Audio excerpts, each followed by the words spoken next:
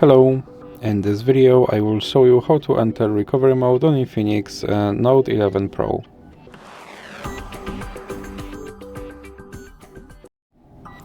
So you have to start by powering off your device.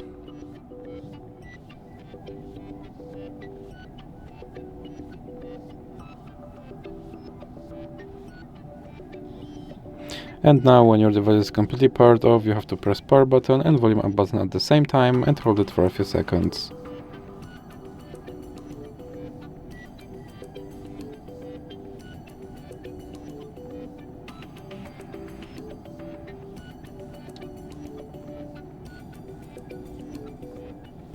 And you can let go of power button when you see a logo on your screen. And when you see no command, you have to press power button and then click volume up button. And as you can see, I'm now in recovery mode. And here you have to navigate with volume buttons and select with power button.